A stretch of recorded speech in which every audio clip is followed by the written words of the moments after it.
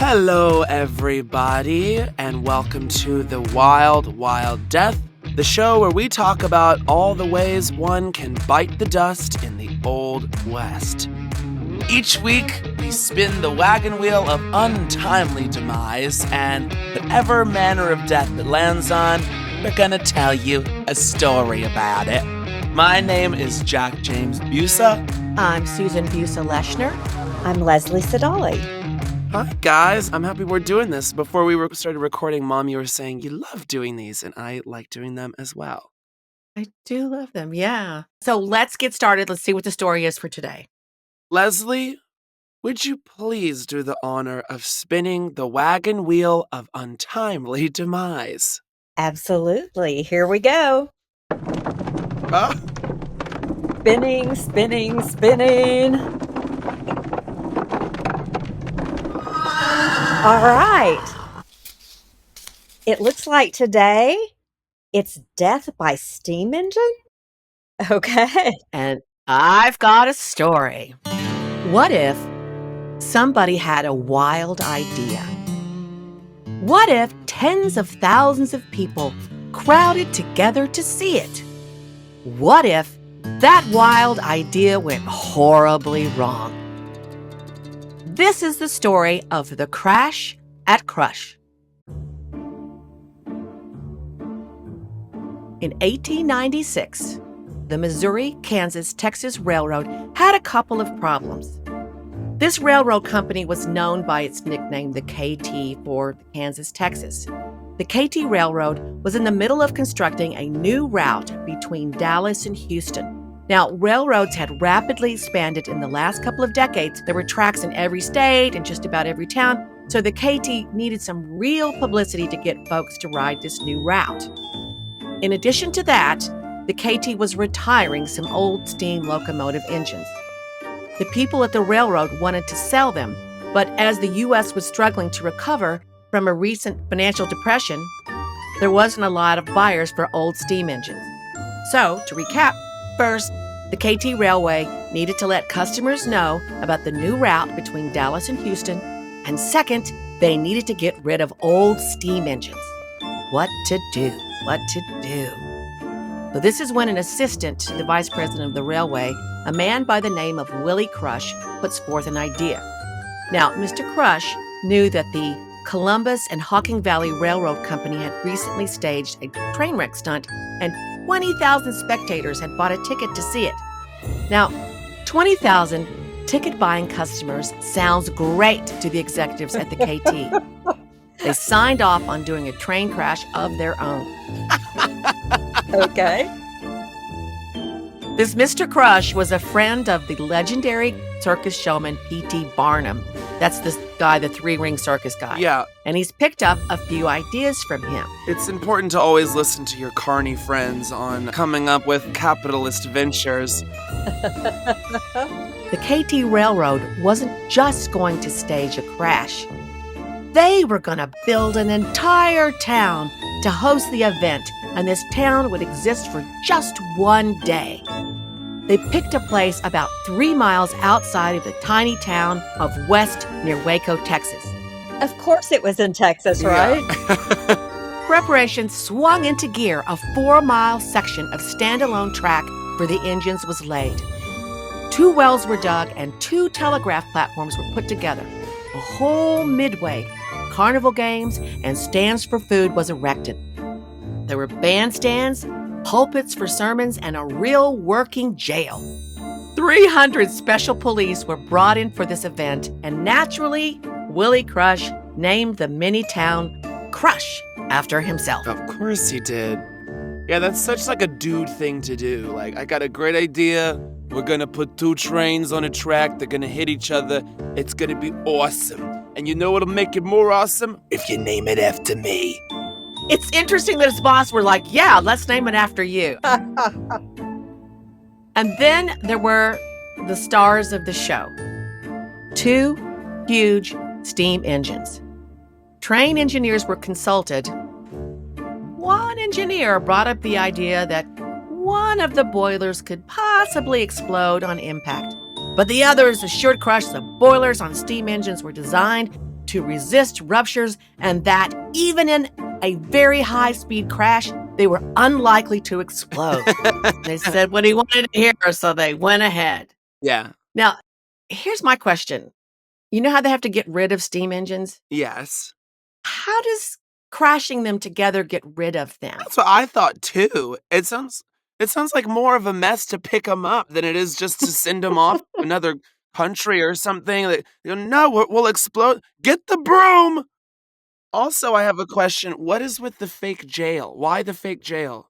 Well, no, it was a jail. I mean, people could be jailed in there. It was really a jail. Oh, I thought it was like a novelty, like, haha. No. They had 300 police and they had a jail.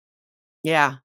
So they have the town, they have the steam engines, and the railway marketed this event like crazy. And instead of the expected 20,000 people, more than 40,000 bought a railway ticket to come to Crush and see the show. And more than 40,000 crowding into the temporary town of Crush made Crush the second largest city in Texas for one day.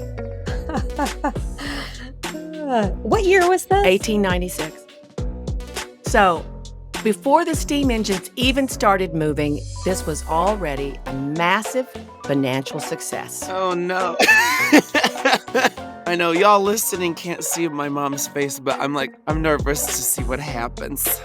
So, they're all happy. Uh-huh. Do you see why this would make a good musical? Yes. The trains are coming, the trains are coming. Okay, so, get on the midway, the trains are coming. Okay, safety was considered. You know, they thought of everything. They had the jail, the midway, and all of that. They also thought about safety. Where would people be safe? The crowd had to be no less than 200 yards away. But the press could be 100 yards away. So just everybody knows 100 yards is the size of a football field. Now, you know what? I've thought about this, and I've kind of joked about it because I thought, oh, how stupid they didn't know. But really, a football field seems like a lot to me.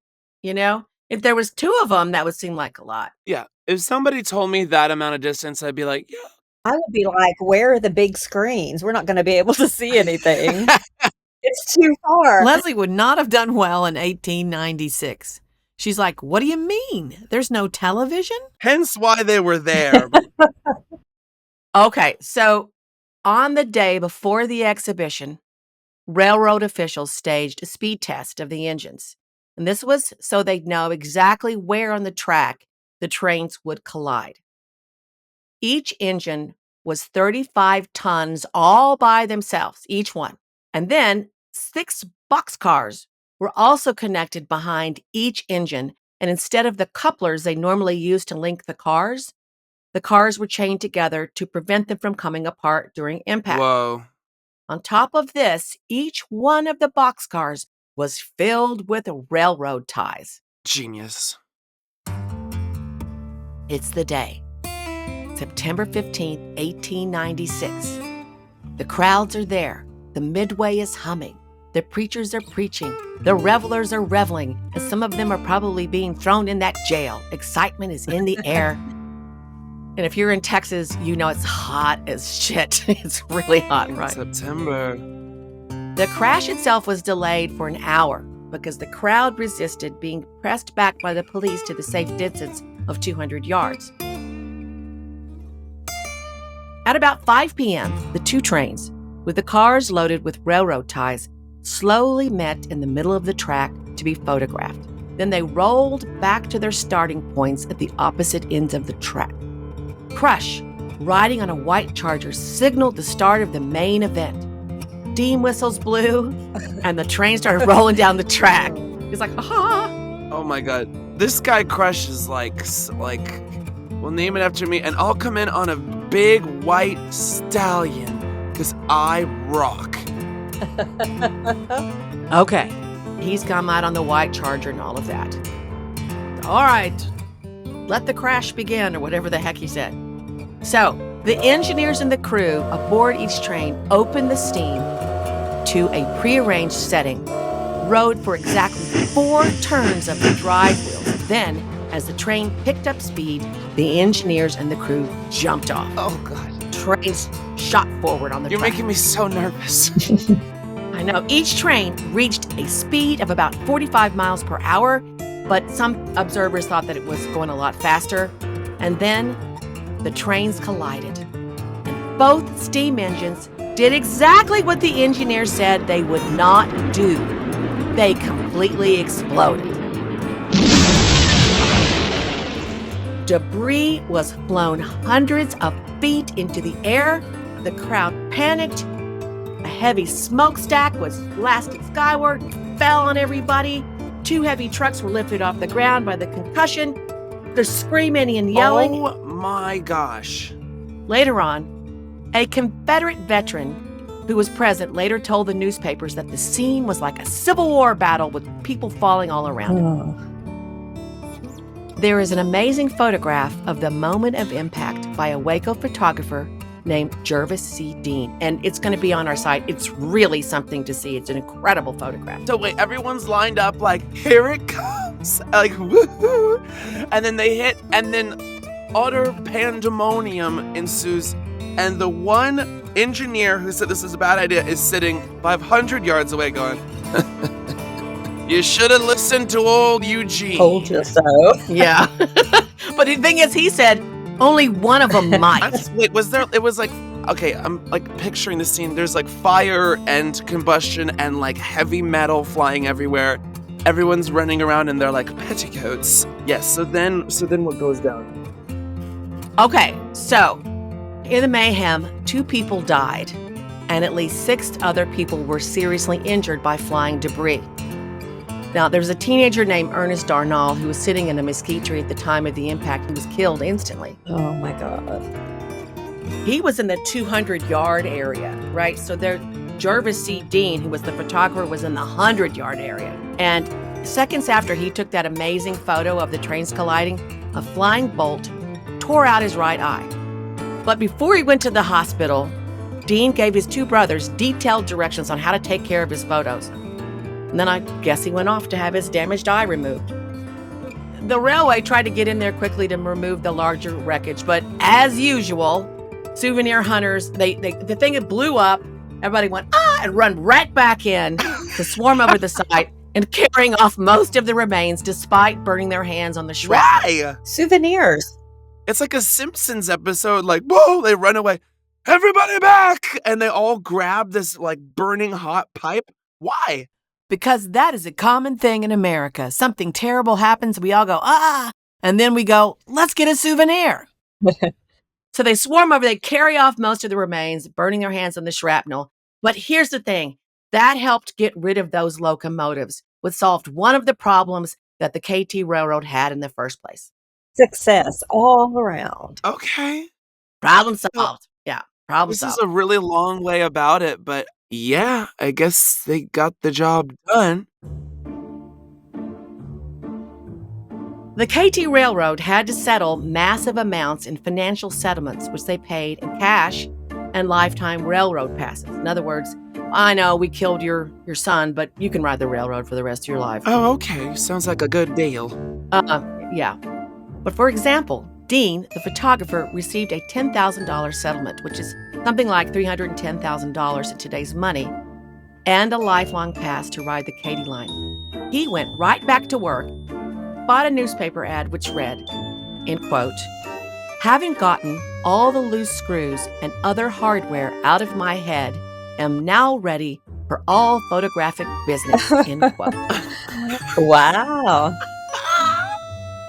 P.T. Barnum could have learned a thing or two from this guy. You know, I'm actually gosh. shocked it was only 2 people who died.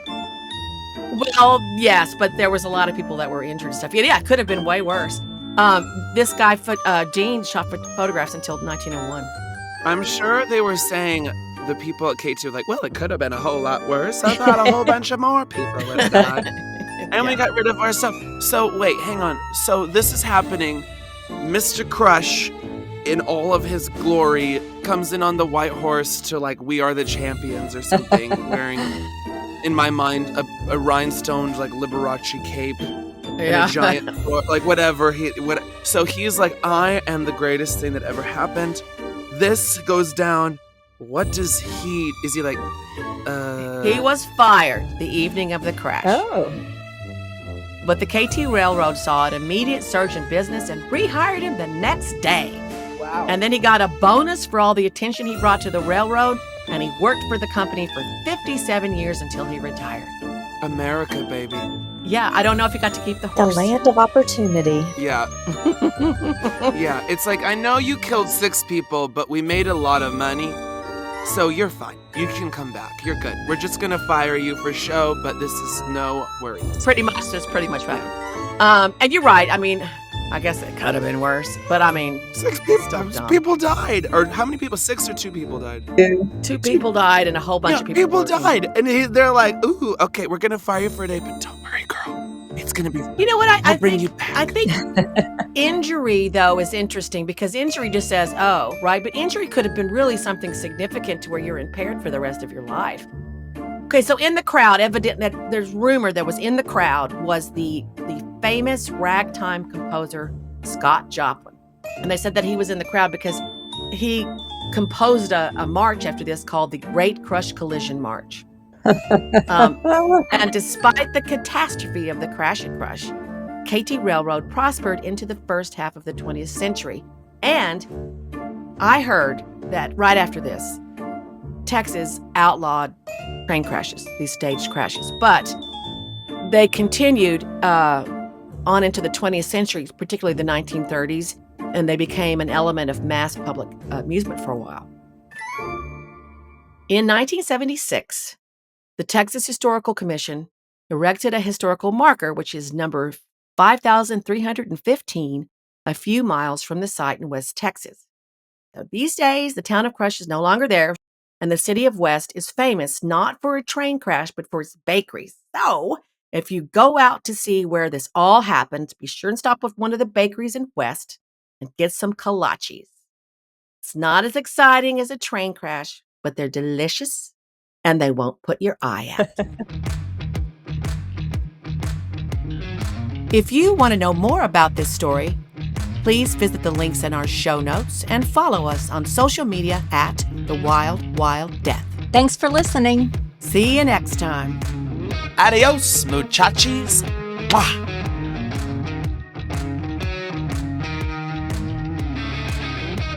The Wild Wild Death is a 2222 media production.